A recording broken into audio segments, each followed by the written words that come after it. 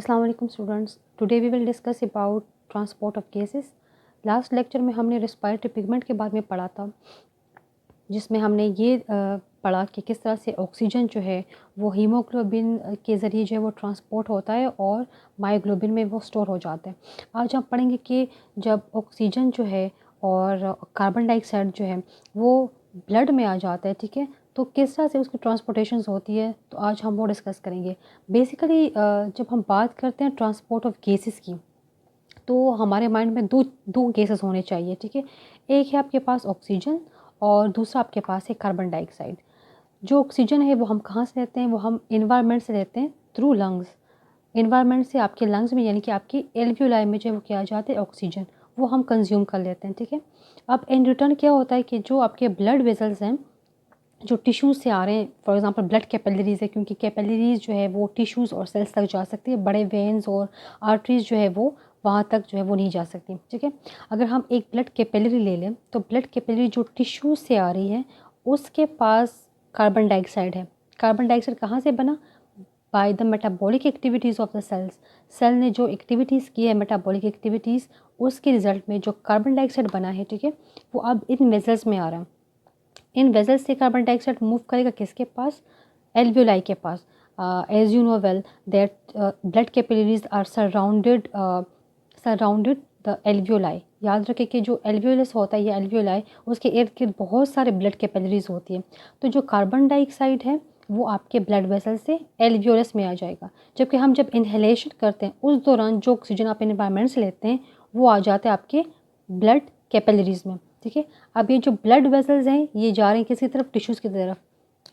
और टिश्यू या जो सेल है वो क्या करेगा? उस ऑक्सीजन को यूटिलाइज करके और फिर अगेन कार्बन डाइऑक्साइड जो है वो प्रोड्यूस करेगा, और ये पूरा सिस्टम जो है वो दोबारा होगा। यानी कि टिश्यूज़ के अंदर जो कार्बन डाइऑक्साइड बन रहा है as a result of many chemical reactions, वो कार्बन डाइऑक्साइड ब्लड कैपिलरीज के थ्रू एल्वियोलाई के पास जाएगा। एल्वियोलाई में कार्बन डाइऑक्साइड रिलीज होगा और वो बॉडी से बाहर निकल जाता है, जबकि इन रिटर्न हम एल्वियोलाई से क्या लेते हैं? ऑक्सीजन। ये ऑक्सीजन जाएगा टिश्यूज़ की तरफ और टिश्यू इसको यूटिलाइज कर लेते हैं, ठीक है। अच्छा, पहले हम डिस्कस करेंगे ट्रांसपोर्ट ऑफ ऑक्सीजन, कि ऑक्सीजन जो है वो कैसे ट्रांसपोर्ट करता है, ठीक है। तो अगर आपको लास्ट लेक्चर्स आपने अटेंड किए हैं तो उसमें हमने पढ़ा था कि जो आरबीसीज होते हैं उसमें आपके पास एक बहुत ही इम्पॉर्टेंट जो है वो पिगमेंट मौजूद है, जिसको हम कहते हैं हीमोग्लोबिन, या फिर हम इसको रिप्रेजेंट करते हैं as HB. Hemoglobin, that is the iron containing compound, which is the main transport mechanism of the oxygen. जैसे ही ब्लड एल्वियोलाई से ऑक्सीजन ब्लड में आ जाते हैं तो इस आरबीसीज के अंदर जो पिगमेंट मौजूद है वो है HB। वो क्या करता है कि इसके पास कैपेसिटी है कि वो तकरीबन जो है आपके पास 4 ऑक्सीजन को अपने साइड जो है वो बाइंड कर ले। अब आपके पास क्या होगा कि जैसे ही ये ऑक्सीजन और ये हीमोग्लोबिन, ये दोनों जो है वो एक दूसरे के साथ जो है वो शामिल हो जाए, यानी हीमोग्लोबिन जैसे ही ऑक्सीजन को बाइंड कर लेता है तो एक केमिकल रिएक्शन हो जाता है, and the resulting compound is known as oxy haemoglobin. अच्छा, ये हीमोग्लोबिन जो है वो बाइंड कर लेता है ऑक्सीजन को, ठीक है। कितने मॉलिक्यूल्स? 4 मॉलिक्यूल्स। ऑक्सीजन कहाँ से आया? एल्वियोलाई से, ठीक है। जैसी बाइंडिंग हो जाती है तो एज रिज़ल्ट हमारे पास जो केमिकल कंपाउंड बन जाता है उसको हम कहते हैं ऑक्सी हीमोग्लोबिन। अगर एक आरबीसीज को निकाल कर मैं जो है इस तरह से आपको जूम करके दिखाऊं, तो एक आरबीसीज के अंदर जो एक हीमोग्लोबिन है उसके अंदर 4 आयरन कंपाउंड जो है वो एटम्स होते हैं। हर एक आयरन एटम जो होगा अपने साथ 4 ऑक्सीजन ऑफ एटम्स को जो है वो बाइंड करके रखेगा, मॉलिक्यूल्स को बाइंड करके रखेगा, ठीक है। Now this combination when the haemoglobin bind with the oxygen, that is known as oxy haemoglobin. Chemically किस तरह से हम इसको रिप्रेजेंट करेंगे? अच्छा, केमिकली किस तरह से हम रिप्रेजेंटेशन करेंगे? जब हीमोग्लोबिन 4 मॉलिक्यूल्स को बाइंड कर लेता है तो एज रिजल्ट हमारे पास ऑक्सी हीमोग्लोबिन बन जाता है। रिमेंबर, ये जो रिएक्शन हो रहा है, ठीक है, ये कहाँ पर होगा?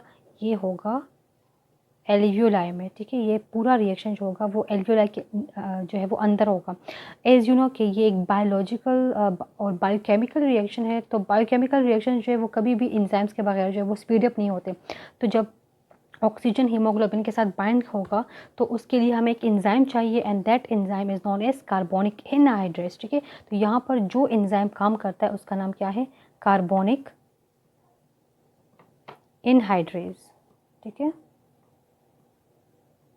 कार्बोनिक इनहाइड्रेस जो है ये इस केमिकल रिएक्शन को स्पीड अप करेगा। लेकिन याद रखें मैंने इस तरह से 2 एरो शो किए हुए, क्योंकि ये जो रिएक्शन हो रहा है ये इरिवर्सिबली होगा। बाइंडिंग जो होगी हीमोग्लोबिन की ऑक्सीजन के साथ वो एल्वियोलाई में इरिवर्सिबली होगी। किस तरह से कि जब ये मॉलिक्यूल जब बन जाता है ना ऑक्सी हीमोग्लोबिन, तो ये जाएगा कहाँ, टिश्यूज़ के पास। टिश्यूज़ में इसकी जो है वो स्प्लैटिंग हो जाएगी, दोबारा से हीमोग्लोबिन फ्री होगा और ऑक्सीजन आपके टिश्यूज़ को मिल जाएगा। So that's why this binding is known as reversible reaction. इसको हम इरिवर्सिबल इसलिए कहते हैं क्योंकि जब ये मॉलिक्यूल बनेगा और ये जाएगा टिश्यूज़ की तरफ, तो टिश्यूज़ में क्या होगा, ऑक्सीजन रिलीज और haemoglobin is free to combine another 4 molecules of oxygen. ठीक है, जो ऑक्सीजन जो है उसकी बाइंडिंग हो रही है हीमोग्लोबिन के साथ in the presence of carbonic anhydrase, तो उसके रिज़ल्ट में जो आपके पास ऑक्सी हीमोग्लोबिन बनता है, ठीक है, तो ऑक्सीजन तकरीबन जो है वो 97% इस फॉर्म में ट्रेवल करेगा आपके ब्लड कैपिलरीज में और टिश्यूज़ की तरफ जाएगा, लेकिन 3% जो है वो प्लाज्मा में डिज़ोल्व हो जाता है। ये वाला जो फॉर्म है 3% dissolve in plasma, this is very rare, बहुत कम ही जो है या कम परसेंटेज जो है ऑक्सीजन की वो आपके प्लाज्मा में जो है वो डिज़ोल्व हो जाती है। ज़्यादातर या जो एफिशिएंट वे है ऑक्सीजन ट्रांसपोर्ट की towards the tissue, that is as oxy haemoglobin about 97%। ठीक है, अच्छा, इस कैपेसिटी को जब हीमोग्लोबिन ऑक्सीजन को बाइंड कर लेता है तो इस कैपेसिटी, इस एबिलिटी को हम कहते हैं oxygen carrying capacity of haemoglobin. अगर हीमोग्लोबिन जो है वो पावरफुल है, वो 4 के 4 ऑक्सीजन जो है वो बाइंड कर रहा है अपने साथ, तो उस कैपेबिलिटी को हम क्या कहते हैं, oxygen carrying capacity of haemoglobin. अब इसके बाद जो हम नेक्स्ट स्टार्ट करेंगे वो ये है कि जो आपके पास आर्टरीज़ हैं, ठीक है, आर्टरीज़ प्लस आपके पास जो वेन्स हैं, उनमें अमाउंट ऑफ ब्लड कितना होगा, यानी कितना अमाउंट ऑफ ब्लड है और कितना अमाउंट ऑफ ऑक्सीजन आएगा। क्योंकि हमारे पास ब्लड वेसल्स जो है वो आपके पास जो है वो 2 टाइप्स के हैं, 3 टाइप्स के हैं। एक है blood capillaries, arteries and veins. तो कैपिलरीज में जैसे ही ब्लड ऑक्सीजन आ जाता है तो फिर वो आर्टरीज और वेन्स में कितना अमाउंट जो है वो ऑक्सीजन का होगा और वो किस तरह से ट्रांसपोर्टेशन होगी, तो अगले जो है वो लेक्चर में हम ये इसका जो है वो अमाउंट डिस्कस करेंगे।